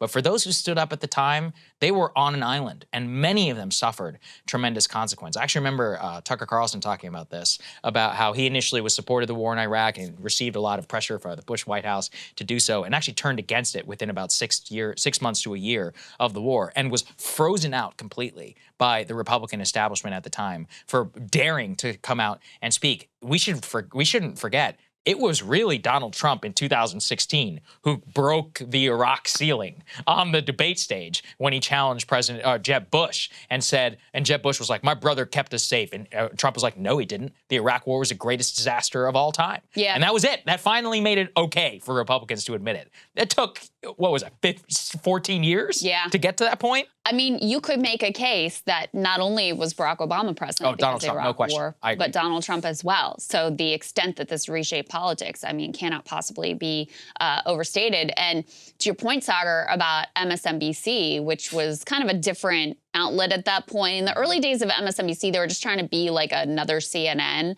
and they hadn't landed on what would ultimately, Keith Olbermann then shows up and he's doing, Countdown, and that's tremendously popular and it's liberal, and then they're sort of like, oh, this is the business model we want to lean into. This was before those days, and Phil Donahue was one of the few voices that was critical of the Iraq war. And we also have him, and he ended up losing his job for a memo was uncovered after the fact that explicitly stated that they wanted, his show was the top rated show on the network, and they fired him because they wanted to get a pro-war voice in there. They didn't want to be, seen as traitors or un-American or whatever. So he gets fired over his criticism here. And we also have Michael Moore, who gave quite a stunning Oscar acceptance speech where he's basically played off the stage as well to give you a sense of how fraught this was at the time. Take a listen. At that time, half the political voice in this nation was silenced, really. And I believe most people at that time opposed this war. Most people did. They said, what are we, why, how come over there? And yet, every major metropolitan newspaper in this country supported the invasion of Iraq. Think about that for a minute. Every major metropolitan. This is what you can do with the politics of fear. The Bush took this whole nation and the whole media establishment by the ear and led it right into the sword. Amazing. In the land of free speech, free press. We live in a time where we have a man sending us to war for fictitious reasons, whether it's the fictition of duct tape or the fictitious of orange alerts. We are against this war, Mr. Bush. Shame on you, Mr. Bush. Shame on you. And anytime you've got the Pope and the Dixie Chicks against you, your time is up. Thank you very much. For all the talk of Hollywood being liberal and all that, at the time when it was in vogue, they were booing him while he was there on the stage. And then Phil Donahue, he literally lost his job. We were doing some reading. He was replaced by a show called literally Countdown Iraq, hosted by Lester Holt, who is now on the nightly news. Amazing that is supposedly a trusted figure. And Donahue, I mean, this was a real career blow to him at the time. There weren't no internet shows that he was able to go out and start for himself. If you were taken off of cable, you were dead for a long time. And really the vindication of their views, that's why I thought it was important to pay homage to these people. It's never popular in the moment to speak out against that. The only thing I do think he's wrong about is, unfortunately, I think the majority of people did believe in the Iraq war. You could blame the media, you could blame Bush, and ultimately Bush is the one most responsible for pushing the propaganda. But the president had an extraordinary amount of trust by the American people at that time to, quote, keep us safe. He blew it in Afghanistan, spent all of his political capital on Iraq, and it really wasn't until 2005 when the deaths started really going up amongst American soldiers and the security situation became a total disaster. Did the American people really turn against it? Yeah, well, I mean, I was doing some reading in preparation for moderating this panel and refreshing my memory about some of the dynamics and some of the villains and all of that. And I found there was a fairness and accuracy in reporting analysis of 2 weeks of coverage in the lead up to the war. They found 222 of the 297 current and retired officials that networks overwhelmingly relied on as guests were associated with governments that were backing the war. 4 out of the 297 were critical. 4. Wow. So, yeah, of course the American people, all they heard were voices that were, we have to do this. And they were convinced, nearly 2/3 of the public thought Saddam Hussein had played a role in the September 11th attacks. 90% believed he had WMD.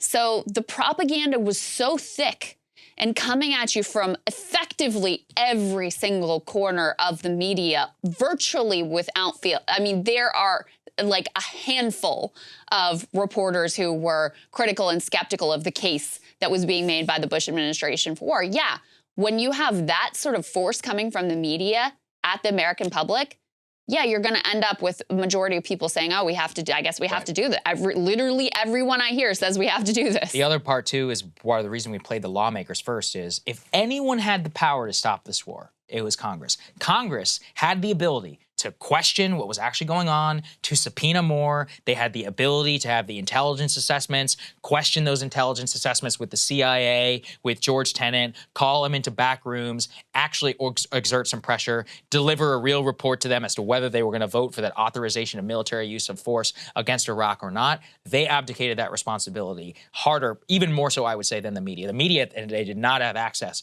to that information. Congress actually did. They bought the Bush administration hook, line, and sinker. And look, it was a disaster. It was a disaster for all time. And, you know, thousands of American soldiers are dead. Nobody knows how many Iraqis are dead. It literally could be in the millions.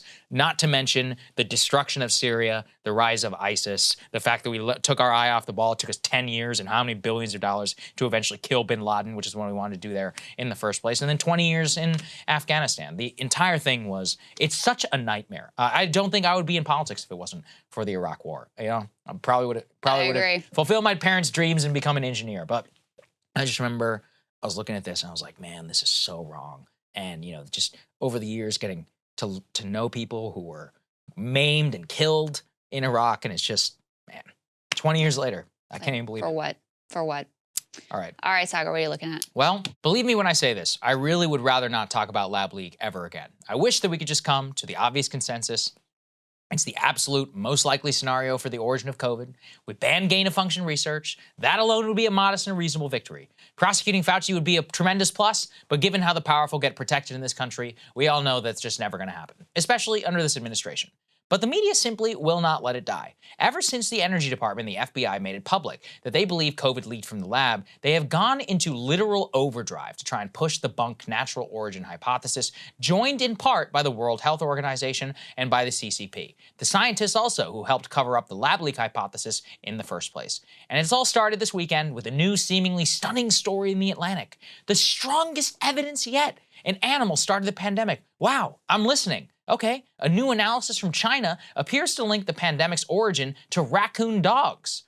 Raccoon dogs? What? First it was bat soup, then pangolins, now it's raccoon dogs? Okay, let's keep reading. Well, according to a new analysis, some data from Chinese CDC mysteriously was made public just a few weeks ago for only a few hours. This data included swabs of animals from the Wuhan wet market in late 2019. The data was then analyzed by 3 scientists who say that the samples collected in late 2019 show the presence of SARS-CoV-2 virus in a raccoon dog sample. There's just one big problem, though. The lead scientist on the paper is Christian Andersen, one of the scientists who first observed to Fauci that the virus was, quote, not consistent with evolutionary theory, and then acted as his apparatchik to cover up any discussion of COVID being man-made. He since then has attempted to leverage this position to silence lab leak evidence and is a major proponent and history with gain-of-function research. Next, the actual sample itself. Like I said, it was collected in late 2019.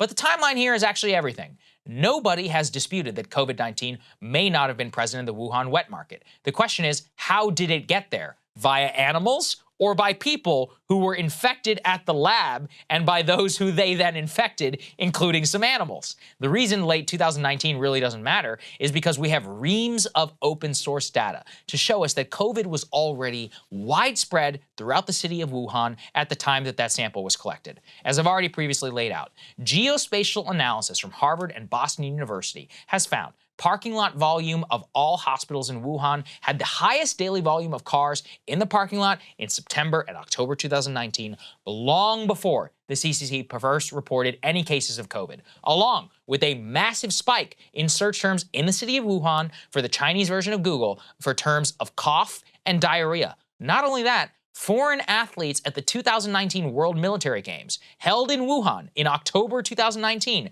reported COVID-like symptoms. Athletes remember that Wuhan looked pretty weird at the time. One says that he got his temperature taken at the airport. They also describe in October, the city of 15 million looked like it was on lockdown. A Canadian athlete described this, quote, "I got very sick 12 days after we arrived, fever, chills, vomiting, insomnia. On our flight home, 60 Canadian athletes on the flight were put in isolation at the back of the plane for the 12-hour flight. We were sick with symptoms ranging from cough to diarrhea and in between." Later analysis by Italy, Brazil, Sweden, and France confirms they had patients within their borders who had COVID antibodies from before November 2019. In other words, by the time this raccoon dog sample was taken, COVID had leaked from the lab 2 months earlier, almost certainly in September 2019. Wuhan was likely already fully infected. Was literally any of this noted by The Atlantic? No. They, in fact, used the late 2019 date as gospel because that's when China says that they had the pandemic started, not when the actual pandemic had already begun. So we have scientists with a motive. We have a timeline that makes no sense. What about the data itself? That too is a real mystery. So Chinese data with animal swabs that supposedly show a wet market origin just miraculously appear in an open source database 3 years later and then mysteriously taken down after that. Why? You think the Chinese just suddenly dropped their OPSEC? Or maybe they can see people like us talk about this and people like you who don't believe them. And they use their scientific allies to push this. Worse, the new raccoon dog theory is all the rage over at the World Health Organization. The WHO is buying this crap hook, line, and sinker. They are now calling on China to release the data that they just clearly released to try and show a raccoon dog origin of COVID. Now, if they do, it'll just confirm their previous findings. Let me repeat, this is a psyop. There is only one set of data that needs to be released. The log of samples at the Wuhan lab that was taken down mysteriously in September 2019, when COVID likely leaked from there in the first place. A record of employees and their causes of death, illness records. We already know multiple researchers at the Wuhan lab were deathly ill in November 2019. Release that data. When and how many of your employees were hospitalized with COVID-like symptoms in 2019, the entire year? That's the data that we need, and we need to get our hands on. You see any of the WHO and the US government or the media asking for any of that? No, of course they don't. This is the whole ballgame. And really, it would be the only smoking gun proof we would ever get to confirm a lab leak. But at this point, ask yourself, what other theory makes sense? Chinese people were eating raw dog meat at the Wuhan wet market with a side of bat soup. We just happen to find out about that right now. Or it came from the unsafe biolab a few miles away. It's comical at this point to consider the natural origin hypothesis when we have so much data, so many points that point right to the lab. It won't stop the media from trying, apparently, or the WHO, or those who don't already want to believe, of course, already uncritically passing along this report.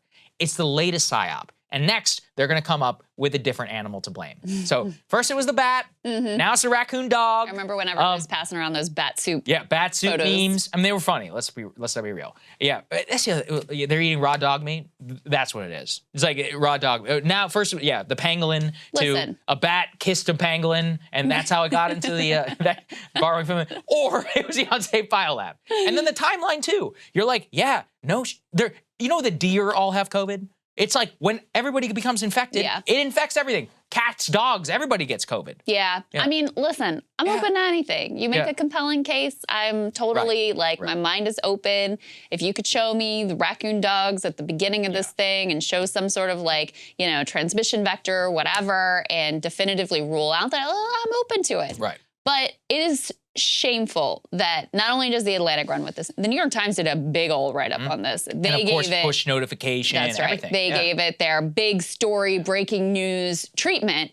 in a clear effort to, try to quash any direction of thinking that, oh, well, now you actually have U.S. government agencies saying that it was probably the lab leak. The disparity in how they in particular have treated this story, anytime something is inconvenient to that narrative, it gets like a little, below the fold, like low-key treatment. And anytime it's something that supports their narrative, they do the push notifications and the whole thing and the big rollout. The one thing I will say, the American people have never really bought what the media has been selling them on this. Unfortunately, sadly, in what's supposed to be a democracy, it really doesn't matter what the American people think because it's the lawmakers who would have the ability to push for regulatory changes. Now, there have been some changes that have been floated. We hope to see those go through, but I don't think anyone thinks it's as wide-reaching as it ultimately should be to make sure we're all safe. So true. All right, Krystal, what are you taking a look at? Jon Stewart just absolutely took Larry Summers to the woodshed over his terrible, terrible ideology, and it is glorious to behold. Now, it is hard to imagine a greater economic villain in modern American history than Larry Summers. He's like the final boss of neoliberalism. Basically, at the scene of every great recent economic crime, you can find Larry Summers. Start with NAFTA, which decimated American manufacturing, permanent normal trade relations with China, which did even more to decimate American manufacturing, pushing shock doctrine on the former Soviet Union, helping to cause the financial crash, and then helping to craft the bank bailouts after the housing crash. Over the last 30 years, if there's a working person who is getting screwed, Larry Summers was probably involved in some way or another. So you might think after this disastrous track record of having been remarkably consistently wrong in the most devastating ways that people would maybe not put too much stock in what this guy has to say about current conditions. But boy, oh boy, would you be wrong. Because being disastrously wrong in service of an elite-friendly message is actually going to bolster your credentials in Washington. As a result, Larry has emerged as one of the leading advocates of the Fed crushing workers in service of fighting inflation, while allowing corporations to use the excuse of inflation to price gouge to their heart's content. And it is this morally reprehensible position that Stewart nails him on. Just take a listen. What basically happened to us as we had massive stimulus and an economy that could only produce so much. We had huge levels of demand, and those huge levels of demand kept pushing up prices and pushing up wages. But ultimately, it was you put too much water in the bathtub overflows. You put too much demand into the economy, and you get high and rising prices. But the San Francisco Fed says that is demand is maybe 30 to 35% of the inflation. Wages are really around 20% of the inflation. There's a huge corporate profit aspect to it. There's a huge supply chain aspect to it. But our method for controlling it seems really much more focused on wages and employment. There's certain sicknesses you can have where there's a drug and it has side effects. And everybody hates the side effects, and no doctor wants their patient to suffer the side effects. But if you don't address the sickness, you're going to have a bigger problem down the road. But the stock market assets have gone up 150%. CEO pay has gone up 1,500%. Workers' wages haven't gone up at all. I think you're misdiagnosing the sickness.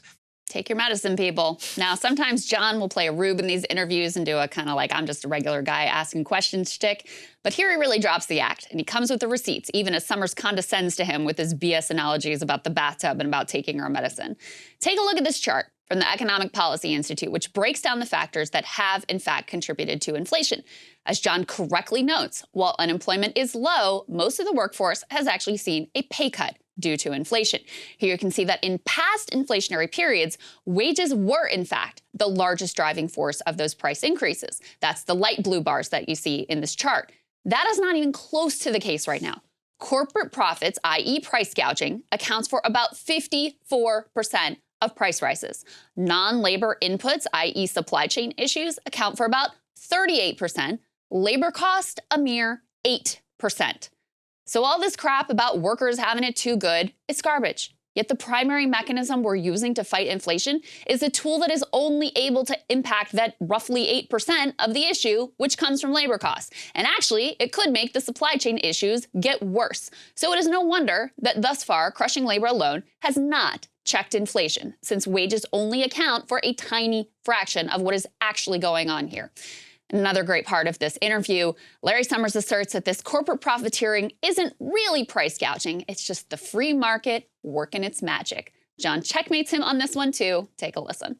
The tools that we have, though, are basically saying to somebody, Everyone's paying more for gas and groceries, and that's really hard. So here's what we're going to do. We're going to throw 10 million of them out of work so that we all don't have to share that burden. Why aren't we attacking corporate profit in any way? Because that's been estimated to be 30% of inflation. Isn't the show going to be on Apple TV? Correct. And I think Apple TV is worth about 5 times as much as Exxon. I think Apple's price, since the stimulus began, Apple's value has gone up by about $1.2 trillion. Right. That's $4,000 for every American, just an increase in the value of Apple. You just made my point for me. Do you feel that Apple is somehow gouging or doing something wrong? Yes, of course. And Exxon is, and Mobil is. So let's talk about Apple. Let's talk about Apple. Do you think Apple should just sell phones for less and not have enough phones? What would you have Apple do? You're saying to me, John, market forces are market forces. And if demand goes up, are you suggesting, young man, that Apple should charge less than they could charge? Let me flip that on you. When there's a tightness in the labor market, what you're saying is the workers shouldn't do the same. That the workers, just following the same capitalistic principles that allow Apple to charge more for their phones, shouldn't charge more because wage inflation is driving inflation. That's not at all what I'm saying, John. That's exactly what you're saying. Now, the reason that moment is so perfect, among others, is because John exposes how one-sided Larry's economic worldview is. When it comes to corporations, using the excuse of inflation to price gouge, he's all for it. In fact, he's shocked at the idea anyone would oppose such a thing. But when it comes to some small slice of the workforce getting a higher wage because of a tight labor market, well, this must be stopped, and we must use the blunt force instrument of the Fed to make sure it happens. Now, we can see this contradiction in Larry's current stance on the Silicon Valley bailout as well. He's all free market, rah-rah, when it means record-breaking profits. But literally within an hour of SVB's collapse, he was out calling for a very non-free market bailout to protect the well-heeled VCs and their portfolio companies. He even went so far as to say, now's not the time for discussions of moral hazard. No, of course not. Even though the government response has now greenlit reckless behavior from the entire banking sector with the promise that the U.S. taxpayer will backstop the risk and clean it up, no, now's not the time to talk about that moral hazard. I'd be shocked to learn he had quite a different view when it came to helping students deal with their crushing debt burden. Larry Summers is the living, breathing embodiment of socialism for the rich, rugged individualism for the poor.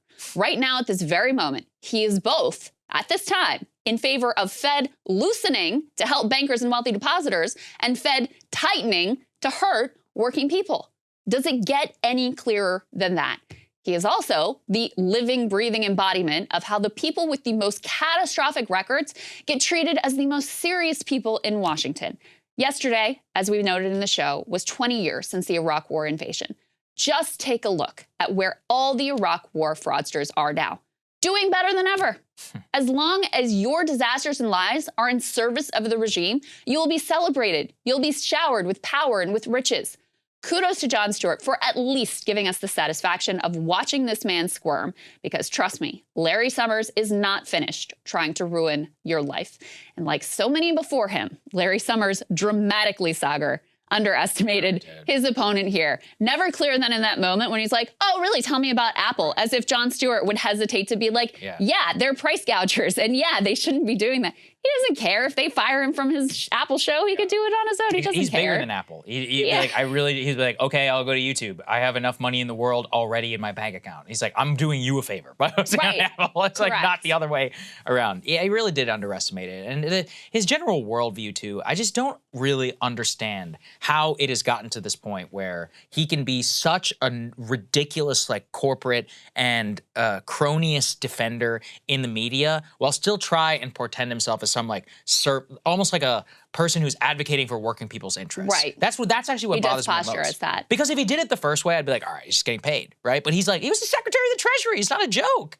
He helped to bail out the banks in 2008. Yeah. This is a very influential man on policy grounds, not just in business. And has been for 30 years. Right. I mean, as I laid out, if you look at NAFTA, if you look at former Soviet Union shock doctrine, if you look at PNTR, if you look at, so he was actually involved in helping to keep derivatives deregulated. And then that's, of course, what blows up and crashes the entire economy. And then he's on the other side helping to craft the bailout from some of the bad decisions he himself made.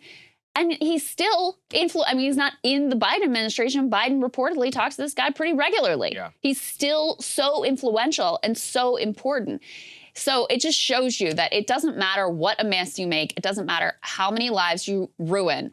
If you do it in service of an elite-friendly lie or it's an elite-friendly disaster, no problem. No ramifications. If anything, you'll be rewarded for it. Yeah, I think you're right. All right, guys, thank you so much for watching today. As we said at the top of the show, if you want to have the Spotify video, go to breakingpoints.com and become a premium subscriber. There you go. That's all you need to know. We'll see you tomorrow.